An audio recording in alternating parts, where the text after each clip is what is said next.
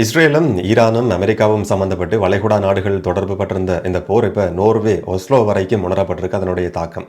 ஒஸ்லோவில் இருக்கிற அமெரிக்க தூதரகத்தின் மேலே நடத்தப்பட்டிருந்த தாக்குதல் சம்பந்தமாக விசாரணைகள் ஆரம்பிக்கப்பட்டிருக்கு. இந்த போரோட சம்பந்தப்பட்டிருக்கிற ஒரு தாக்குதலாக இது இருக்க முடியும், பயங்கரவாத தாக்குதலாக இது இருக்க முடியும் என்ற அடிப்படையில் இப்போ விசாரணைகள் ஆரம்பிக்கப்பட்டிருக்கு.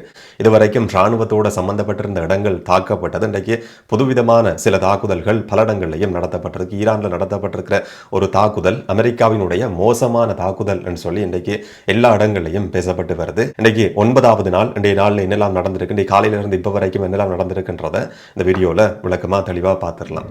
முதலாவது, ஈரான் மேலே இதுவரைக்கும் நடத்தப்படாத ஒரு மிக மோசமான தாக்குதல் நடத்தப்படும். Iran will be hit very hard என்ற மாதிரியான ஒரு வார்த்தையை அமெரிக்க ஜனாதிபதி டொனால்ட் ட்ரம்ப் நேற்றைய நாளில் பயன்படுத்தி இருந்தார். அவர் சொன்ன மாதிரியான ஒரு மிக மோசமான தாக்குதல் ஈரானுடைய தலைநகர் தெஹ்ரானில் நடத்தப்பட்டிருக்கு.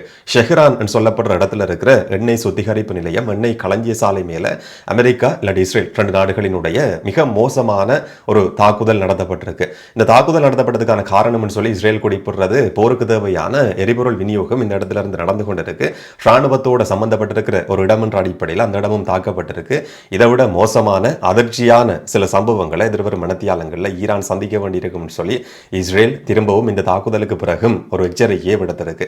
இந்த தாக்குதல் வரலாற்றில் நடந்திருக்கிற ஒரு மோசமான தாக்குதல் சொல்லி ஏன் சொல்லப்படுதுன்னு சொன்னா, இந்த இடம் ஷெஹ்ரான் சொல்லப்படுற எண்ணெய் சுத்திகரிப்பு நிலையம் இதுவரைக்கும் நடந்த போர்களில் இலக்கு வைக்கப்பட்டிருக்கிற முதல் சந்தர்ப்பமா வரலாற்றில் இது பதிவாகி இருக்கு. அது மட்டும் கிடையாது, இந்த தாக்குதலுக்கு பின்னால் இருக்கிற ஒரு மோசமான நோக்கம் சம்பந்தமா ஒரு சில நிபுணர்களை மேற்கோள் காட்டி சர்வதேச ஊடகங்கள் செய்தி வெளியிட்டிருக்கு.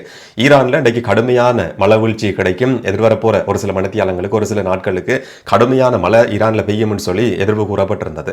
அந்த எதிர்ப்பு கூறலுக்கு மத்தியில் அதை பயன்படுத்தி கொண்டு அமெரிக்காவும் இஸ்ரேலும் எண்ணெய் சுத்திகரிப்பு நிலையத்தின் மேல எண்ணெய் களஞ்சிய மேலும் தாக்குதல் நடத்தி இருக்கிறது. கருப்பு புக மண்டலமா ஈரானுடைய தலைநகர் ஷெஹ்ரான் இந்த பிரதேசம் காட்சி அளிச்சு கொண்டிருக்கு. இப்ப கடுமையான மழை வீழ்ச்சி கிடைக்கிற சந்தர்ப்பத்தில் அதனுடைய கெமிக்கல் எல்லாமே அந்த மழையில கலக்கும். கருப்பு கலர்ல மேகமூட்டம் இருக்கு.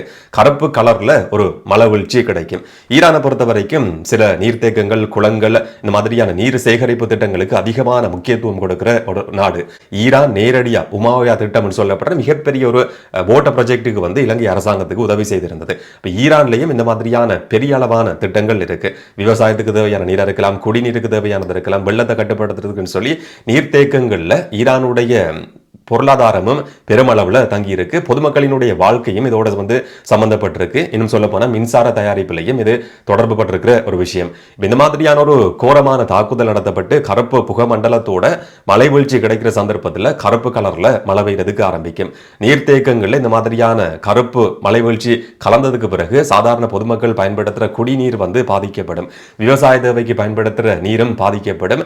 மிக மோசமான ஒரு சுற்றாடல் பிரச்சனையை இது உருவாக்கலாம் என்ற மாதிரி அதை நோக்கமாக கொண்டுதான் இந்த தாக்குதல் இன்றைய நாளில் நடத்தப்பட்டிருக்குன்னு சொல்லி சர்வதேச ஊடகங்களில் செய்திகள் வெளிவந்திருக்கிறத பார்க்க முடியுது. ஈரான்ல இருக்கிற சர்வதேச செஞ்சிலுவை சங்கம் பொதுமக்களுக்கு எச்சரிக்கை விடுத்திருக்கு. மழை பெய்யும் இருந்தால் வழியில போகக்கூடாது, அப்படியே மழையில நனைஞ்சாலும் உடனடி அவங்களுடைய ஆடைகளை மாற்றிக்கொள்ளுங்கன்னு சொல்லி ஒரு எச்சரிக்கையும் விடுக்கப்பட்டிருக்கு. அமெரிக்காவும் இஸ்ரேலும் திட்டமிட்டு நடத்தியிருக்கிற ஒரு மிக மோசமான வரலாற்றில் நடத்தப்பட்டிருக்கிற மோசமான தாக்குதல் என்ற மாதிரி இந்த சம்பவம் இன்றைய நாளில் விவரிக்கப்பட்டிருந்தது. இன்னொரு பக்கம் ஈரானுடைய அதிஉச்ச தலைவர், புதிய தலைவர் தெரிவு செய்யப்பட்டிருக்கிறார் சொல்லி ஈரான் ஊடகங்களை மேற்கோள் காட்டி இன்னைக்கு செய்திகள் வெளிவந்திருந்தது. தெரிவு செய்யப்பட்டிருக்கிற புதிய தலைவர் யாருன்றது இதுவரைக்கும் பகிரங்கமா அறிவிக்கப்படல. ஆனாலும் புதிய தலைவரை தெரிவு செய்யறதுக்கான வாக்கெடுப்பு நடத்தப்பட்டிருக்கு. அவர் தெரிவு செய்யப்பட்டிருக்கிறார், எதிர்வரும் நாட்கள்ல அறிவிக்கப்படலாம் என்ற மாதிரி இன்னைக்கு செய்திகள் வெளிவந்திருக்கிறத பார்க்க முடியுது. அயத்தோல்லா அலி கமேனியினுடைய கொலை செய்யப்பட்ட அதிஉச்ச தலைவர் அயத்தோல்லா அலி கமேனியினுடைய மகன் 56 வயதான மொஜ்தபா கமேனி புதிய தலைவராக தெரிவு செய்யப்பட்டிருக்கிறதுக்கான அதிகமான சாத்தியங்கள் இருக்குன்னு சொல்லி ஈரான் சார்பு ஊடகங்கள்ல இன்னைக்கு செய்திகள் வெளிவந்திருக்கிறத பார்க்க முடியுது. மொஜ்தபா கமேனியை பொறுத்த வரைக்கும் IRGC படைப்பிரிவில் நேரடியாக தாக்கம் செலுத்தக்கூடிய ஒரு நபர், அங்க இருக்கிற தளபதிகளோட நெருக்கமான தொடர்பில் இருக்கிற ஒரு நபர் என்ற அடிப்படையில் அவர் தெரிவு செய்யப்பட்டிருக்கிறதுக்கான அதிகமான சாத்தியங்கள் இருக்கு என்ற மாதிரியான செய்திகள் வெளிவந்திருந்தது. என்ன சொன்னா, நேற்றிலிருந்து பேசப்பட்ட ஒரு விஷயம், ஈரானுடைய ஜனாதிபதி மசூத் பெசஸ்கியன் அயல் நாடுகள்கிட்ட நாங்கள் மன்னிப்பு கோர்றோம், எங்களுடைய அதனுடைய இடைக்கால நிர்வாகம் தீர்மானிச்சிருக்கிற ஒரு விஷயம் என்னன்னு சொன்னா, வளைகுடா நாடுகள்ல இருந்து தாக்குதல் நடத்தப்படாத வரைக்கும் திரும்ப இந்த நாடுகளை வந்து தாக்க போறது கிடையாதுன்னு சொல்லி ஒரு தீர்மானத்துக்கு வந்திருக்கிற அந்த நாடுகள்கிட்ட அங்க இருக்கிற மக்கள்கிட்ட மன்னிப்பு கேட்கிற மாதிரியான ஒரு கருத்தை வந்து அவர் சொல்லியிருந்தார். அதுக்கு பிறகு IRGC படைப்பிரிவு அறிவிச்சிருந்தது, எந்த நாடா இருந்தாலும் அமெரிக்காவுக்கும் இஸ்ரேலுக்கும் அடைக்கலம் கொடுக்கிற மாதிரியான ஆதரவு கொடுக்கிற மாதிரியான தீர்மானத்தில் இருக்கிற நாடுகள் மேல தொடர்ச்சியான தாக்குதல் நடத்தப்படும், அதுல எந்த விதமான சமரசமும் கிடையாதுன்னு சொல்லி IRGC படைப்பிரிவு அறிவிச்சிருந்தது. அதே சந்தர்ப்பத்தில் அமெரிக்க ஜனாதிபதி டொனால்ட் ட்ரம்ப் சொல்லியிருந்தார், ஈரான் வரலாற்றில் முதல் தடவையா வளைகுடா நாடுகள்கிட்ட மண்டியிட்டு இருக்கு, சரணடைஞ்சிருக்கு என்ற மாதிரி. இதுக்கு பிறகு திரும்பவும் தன்னுடைய கருத்தை மாற்ற வேண்டிய ஒரு சூழல் வந்து ஈரான் ஜனாதிபதி மசூத் பெசஸ்கியனுக்கு உருவாகி இருந்தது. இன்னும் சொல்ல போனா இல்ல அந்த மாதிரி நான் சொல்லவே இல்லை, நான் சொல்ல வந்ததனுடைய நோக்கம் கருத்து இதுதான் என்ற மாதிரியான ஒரு விஷயத்தை தெளிவுபடத்தில் திரும்பவும் விடுக்க வேண்டிய ஒரு நிலைமை வந்து அவருக்கு உருவாகி இருந்தது. ஆனால் அதுக்கு முதல்லயே அந்த நாட்டுக்குள்ளே இருக்கிற ராணுவம் சார்பா வேறொரு அறிக்கையும் வெளிவந்திருந்தது. அந்த நாட்டினுடைய ஜனாதிபதி மசூத் பெசஸ்கியன் வந்து வேற விதமான கருத்துக்களை சொல்லியிருந்தார். அங்க இருக்கிற அரசியலுக்கும் ராணுவத்துக்கும் இடையில் ஒரு சரியான புரிதல் கிடையாது என்ற மாதிரியான செய்திகளும் ஈரான் சார்பு ஊடகங்களில் குறிப்பிடப்பட்டிருந்ததையும் பார்க்க முடிஞ்சது. அந்த மாதிரியான ஒரு பின்புலத்தில் தான் இப்ப புதிய தலைவர் தெரிவு செய்யப்பட்டிருக்கிறார் என்ற செய்தி வெளிவந்திருக்கு. ஆனால் இஸ்ரேல் விடுத்திருக்கிற எச்சரிக்கை என்னன்னு சொன்னா, புதிய தலைவர் தெரிவு செய்யப்பட்டாலும் அந்த தலைவரும் கொலை செய்யப்படுவார், அந்த தலைவரை தெரிவு செய்திருக்கிற நபர்களும் கொலை செய்யப்படுவாங்கன்ற மாதிரி ஒரு எச்சரிக்கையை இஸ்ரேல் வந்து பகிரங்கமா நேரடியாக விடுத்திருந்ததையும் பார்க்க முடிஞ்சது. இந்த போர் எந்த அளவுக்கு எல்லாம் விரிவடைஞ்சிருக்குன்னு சொன்னா, இப்ப ஹோமோஸ் நீரிணை பகுதியில் இன்றைக்கும் ஒரு கப்பல் இலக்கு வைக்கப்பட்டு தாக்குதல் நடத்தப்பட்டிருக்கு. இந்தோனேஷியாவினுடைய நாட்டை சேர்ந்த பிரஜைகள் வந்து ஒரு சிலர் காணாம போயிருக்கிறாங்கன்னு சொல்லி இன்றைக்கு அந்த நாடு அறிவிச்சிருந்தது. ஆனா ஈரான் அறிவிச்சிருக்கிற ஒரு விஷயம் என்னன்னு சொன்னா, ஹோமோஸ் நீரிணை வந்து மூடப்படவே இல்லை, அது திறந்துதான் இருக்கு. ஆனால் அமெரிக்காவினுடைய இஸ்ரேலினுடைய கப்பல்கள் இந்த வழி மூலமா பயணம் செய்யுமா இருந்தா தாக்குதல் நடத்தப்படும் சொல்லி ஈரான் ஒரு எச்சரிக்கையை விடுத்திருக்கு. அமெரிக்க ஜனாதிபதி டொனால்ட் ட்ரம்ப்கிட்ட கேட்கப்பட்டிருந்தது, அந்த பாதையை வந்து பயன்படுத்த முடியும், ஹோமஸ் நீரிணையில் கப்பல்கள் பயணிக்க முடியும்னு சொல்லி நீங்கள் சொல்லியிருந்தீங்க. ஆனால் வந்து இந்த டிராஃபிக்கை பார்க்குற நேரத்தில், கப்பல்கள் பயணம் செய்கிற எண்ணிக்கையை பார்க்குற நேரத்தில் குறைவாக இருக்கு என்ற மாதிரியான ஒரு கேள்வி கேட்கப்பட்டிருந்தது. அமெரிக்க ஜனாதிபதி டொனால்ட் ட்ரம்ப் சொல்லியிருந்தார், அது கப்பல்கள் அந்த நிறுவனங்கள் எடுக்கிற தீர்மானம், ஈரானுடைய கடற்படை வந்து முற்றும் முழுதாக அழிக்கப்பட்டிருக்கு, இனி யாரும் தாக்குதல் நடத்த போகிறது கிடையாது என்ற மாதிரி அமெரிக்க ஜனாதிபதி டொனால்ட் ட்ரம்ப்பும் ஒரு கருத்தை சொல்லியிருந்தார். வளைகுடா நாடுகளை பொறுத்த வரைக்கும் ஒரு சில முக்கியமான சம்பவங்கள் பதிவாகி இருக்கு. சவுதி அரேபியாவினுடைய வெளியுறவு அமைச்சருக்கும் ஈரான் வெளியுறவு அமைச்சருக்கும் இடையில ஒரு தொலைபேசி மூலமான உரையாடல் நடந்திருக்கு.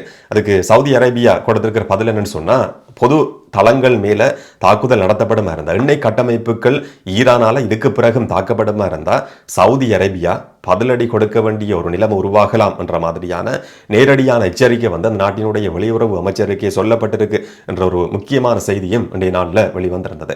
குவைத்தில் நடத்தப்பட்டிருக்கிற ஒரு தாக்குதல், அந்த நாட்டினுடைய குவைத்தினுடைய சர்வதேச விமான நிலையத்துக்கு பக்கத்தில் இருக்கிற ஒரு எண்ணெய் வளத்தோட சம்பந்தப்பட்டிருக்கிற இடம் மேல தாக்குதல் நடத்தப்பட்டிருந்தது. இதையும் தாண்டி 20 மாடிகளை கொண்டிருக்கிற ஒரு அரச கட்டடம் குவைத்தில் தாக்கப்பட்டிருக்கு. ட்ரோன் தாக்குதல்ல வந்து சேதமாகி இருக்கின்ற செய்தியும் இன்றைக்கு வெளிவந்திருக்கு. அரச கட்டடம் பாதுகாப்பு துறையோட, குவைத்தினுடைய பாதுகாப்பு துறையோட சம்பந்தப்பட்டிருக்கிற ஒரு கட்டடம். குவைத்தினுடைய பாதுகாப்பு பிரிவை சேர்ந்த 2 பேர் இதுல உயிரிழந்திருக்கிறாங்கன்றத குவைத் அரசாங்கம் உறுதி செய்திருக்கு. பஹ்ரைன்ல நடத்தப்பட்டிருக்கிற தாக்குதல்ல வந்து ஒரு சிலர் காயமடைஞ்சிருக்கிறாங்க. பஹ்ரைன்ல ஒரு நீர் சுத்திகரிப்பு நிலையம் இலக்கு வைக்கப்பட்டிருக்கின்ற செய்தி உறுதி செய்யப்பட்டிருந்தது. பஹ்ரைன் ஒரு நேரடியான எச்சரிக்கையும் விடுத்திருக்கு, பொது இடங்கள் மேல தாக்குதல் நடத்தப்படக்கூடாதுன்னு சொல்லி. வளைகுடா நாடுகளை பொறுத்த வரைக்கும் சவுதி அரேபியா, பஹ்ரைன் இந்த மாதிரியான நாடுகளை பொறுத்த வரைக்கும் எண்ணெய் சுத்திகரிப்பு, நீர் சுத்திகரிப்புன்றதும் மிக முக்கியமானது.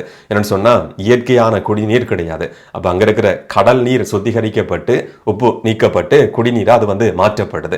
ஏற்கனவே ஈரான்லையும் அந்த மாதிரியான ஒரு குடிநீர் சுத்திகரிப்பு நிலையம் மேல தாக்குதல் நடத்தப்பட்டிருந்தது. இப்ப பஹ்ரைன்லையும் இந்த மாதிரியான ஒரு சம்பவம் நடந்திருக்கு. ராணுவ தளங்கள் முதல் இலக்கு வைக்கப்பட்டது, அதுக்கு பிறகு அரச கட்டடங்கள், பொது கட்டடங்கள் இலக்கு வைக்கப்பட்டிருந்தது. பஹ்ரைன்ல ஒரு யூனிவர்சிட்டி மேல நடத்தப்பட்டிருக்கிற தாக்குதல்ல வந்து சிலர் காயமடைஞ்சிருக்கிறாங்கன்ற செய்தி வெளிவந்திருக்கு. அதுக்கு பிறகு இப்ப ஈரான் மேல அமெரிக்காவும் இஸ்ரேலும் நடத்தி இருக்கிற ஒரு திட்டமிட்ட கருப்பு மலை சம்பந்தப்பட்டிருக்கிற இந்த தாக்குதல்ன்றதும் பெரிய அளவில் இன்றைக்கு பேசுபொருளா மாறி இருக்கு.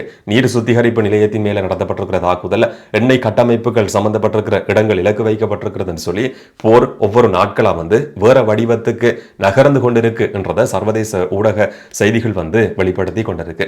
இந்த போர் இன்னும் எப்படி விரிவடைஞ்சிருக்குன்றதுக்கான இன்னும் ஒரு உதாரணம் உதாரணம் இன்றைக்கு நோர்வேல பதிவாகி இருக்கிற ஒரு முக்கியமான சம்பவம். நோர்வே தலைநகர் ஒஸ்லோல இருக்கிற அமெரிக்க தூதரகத்தில் ஒரு வெடிப்பு சம்பவம் பதிவாகி இருக்குன்னு சொல்லி சர்வதேச ஊடகங்கள் குறிப்பிடுது. இப்படியான வெடிப்பு சம்பவம்ன்றது இதுவரைக்கும் தெரியாது. இது சம்பந்தமா யாரும் இதுவரைக்கும் கைது செய்யப்படல, யாரும் காயமடையவும் இல்லை. ஆனா பெரிய அளவான சேதமும் கிடையாது, ஒரு சின்ன சேதம் ஏற்பட்டிருக்கு என்ற மாதிரியான செய்தி வெளிவந்திருக்கு. இப்ப நடந்து கொண்டிருக்கிற இந்த போரோட ஏதோ ஒரு விதத்தில் சம்பந்தப்பட்ட ஒரு தாக்குதலா இது இருக்க முடியும் என்ற அடிப்படையில் தான் விசாரணைகள் நடந்து கொண்டிருக்கு. ஒரு பயங்கரவாத தாக்குதலா இது இருக்கலாம் என்ற அடிப்படையில் விசாரணைகளை நடத்தி கொண்டிருக்கிறோம் என்று சொல்லி நோர்வே போலீஸ் சொல்லி இருக்கிறதாவும் இப்ப செய்திகள் வெளிவந்திருக்கு. இந்த போர் வளைகுடா நாடுகள் சம்பந்தப்பட்டதா இப்ப நடந்து கொண்டிருந்தது. இப்ப நோர்வே ஒஸ்லோ வரைக்கும் இதனுடைய தாக்கம் உணரப்பட்டிருக்கிற முதலாவது சந்தர்ப்பமா இது பதிவாகி இருக்கு. தொடர்ச்சியான தாக்குதல் வளைகுடா நாடுகள் மேல அமெரிக்காவினுடைய இலக்குகள் மேல நடத்தப்படும் சொல்லி திரும்ப தெளிவான ஒரு எச்சரிக்கையை ஈரான் விடுத்திருக்கு. ஈரான் மேல தொடர்ச்சியான தாக்குதல் நடத்தப்படும் சொல்லி இஸ்ரேலும் அமெரிக்காவும் சொல்லியிருக்கு. இந்த போர் இப்போதைக்கு முடிவுக்கு வரப்போறது கிடையாது. என்ன நடக்கும்ன்றதை நாங்கள் பொறுத்திருந்து பார்க்கலாம். இதை பற்றி நீங்க என்ன நினைக்கிறீங்கன்றதை கமெண்ட்ல சொல்லுங்க. இன்னும் ஒரு வீடியோவில் இன்னும் ஒரு தகவலோட சந்திக்கலாம். வணக்கம்.